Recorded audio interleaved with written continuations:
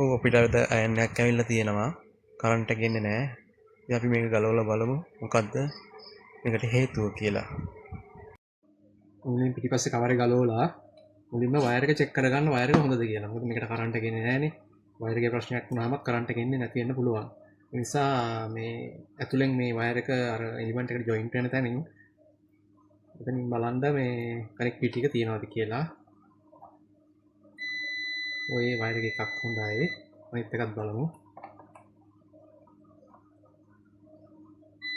ඔව් වයර් එකේ ප්‍රශ්නයක් නැහැ මේකේ. හොඳට වැඩ කරනවානේ.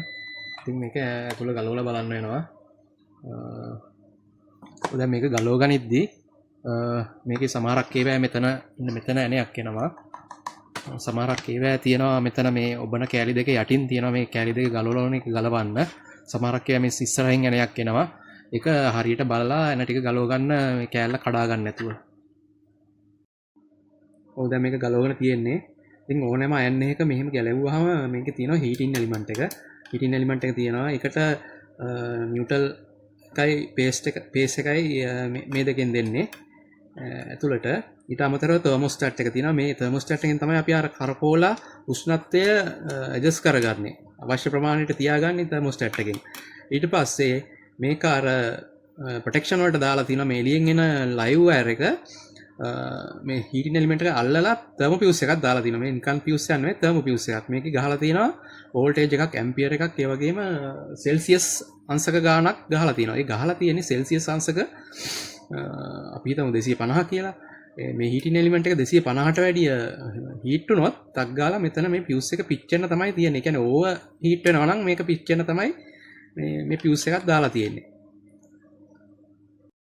ඒ වගේම තර්මෝස්ටැට් එකෙන් කරන්නේ අර උෂ්ණත්වය පාලනය කරන එකනේ මං කිව්වේ. ඒකේ කරන්නේ මේ නිල් පාට වයර් එක. ඒ කියන්නේ මේ අපි පිටින් වයර් එකෙන් දෙන නියුට්‍රල් වයර් එක මෙතන මේ එක තැනකට මේ තර්මෝස්ටැට් එක දීලා ඒකේ අනිත් පැත්තෙන් මේ එලිමන්ට් එකට එක තැනකට දීලා තියෙනවා. ඒ කියන්නේ මේකෙන් මේ එන නියුට්‍රල් එක කඩලා මේ අර උෂ්ණත්වය අවශ්‍ය ප්‍රමාණයට ඇඩ්ජස්ට් වෙන විදිහට මේක කඩලා තමයි මේක එලිමන්ට් එකට දෙන්නේ. ඉතින් මල්ටිමීඩියා කනෙක්ටිවිටි මෝඩ් එකට දාලා මේ තර්මෝ ෆියුස් එක මම චෙක් කරගත්තා. ඒක හොඳයි. එතකොට ඊට පස්සේ චෙක් කරගන්න තියෙන්නේ මෙන්න මේ තර්මෝස්ටැට් එක. තර්මෝස්ටැට් එකේ මල්ටිමීඩියා කනෙක්ටිවිටි එකට දාලා මෙන්න මේ වයර් දෙක සෙට් වෙන තැනට මෙහෙම තියලා බලන්න ඕනේ මේක කරකෝලා මේ බසර් එක එනවද කියලා. එහෙම කරකවනකොට එන්නේ නැත්නම් ඒකේ කනෙක්ටිවිටි නැහැ. දැන් මේක කරකවනකොට එන්නේ නැහනේ. එන්නේ නැහැ කියන්නේ මේකේ කනෙක්ටිවිටි එක නැහැ.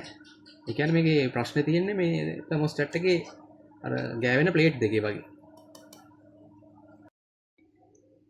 ඔය දැන් මේ තියෙන තර්මෝස්ටැට් එක බලන්න උඩින් කරකවනකොට අර කන්ටැක්ට් පොයින්ට් දෙක එකට ගෑවෙනවා. අන්න එක තැනකදී අර දැක්කද? අන්නේ කන්ටැක්ට් පොයින්ට් දෙක හොඳට සුද්ධ කරගත්තා මම මේකේ දැන්.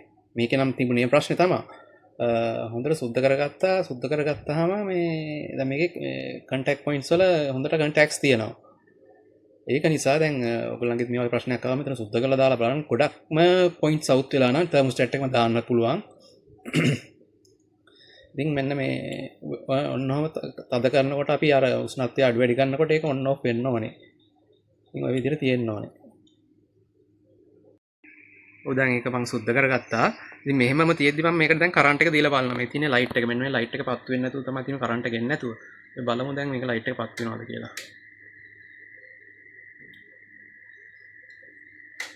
ඔන්න දැක්කද? ඔන්න වැඩේ හරි දැන් මේ එලිමන්ට් එක රත් වෙනවා. ගොඩක් වෙලා ගහලා තියන්න එපා. මේක රත් වුණා ඊට පස්සේ හයි කරන්න අමාරුයි. මේ චුට්ටක් වෙලා ගහලා තියලා බලන්න රත් වෙනවද කියලා. දැන් මේක රත් වෙනවා. ඔන්න දැන් මම මේක හයි කරගත්තා. කරන්ට් එක දුන්නාම ඔන්න දැන් මේ ලයිට් එක පත් වෙනවා. දැන් අයන් එක රත් වෙනවා. ඉතින් මේ කරන්ට් එක එන්නේ නැති අයන් එකක් තියෙනවා නම් මුලින්ම වයර් එක චෙක් කරගන්න, ඊට පස්සේ තර්මෝ ෆියුස් එක චෙක් කරගන්න, තර්මෝස්ටැට් එක චෙක් කරගන්න. ওই තුනෙන් එක තමයි ප්‍රශ්නේ එන්නේ. ඉතින් මේ වගේ වීඩියෝ තවත් නරඹන්න channel එක subscribe කරලා තියාගන්න YouTube channel එක. ඒ වගේම Facebook page එක follow කරලා තියාගන්න. තවත් ඉදිරියට මේ වගේ වීඩියෝ එකකින් හම්බ වෙමු. ඔබ සැමට සුබ දවසක්.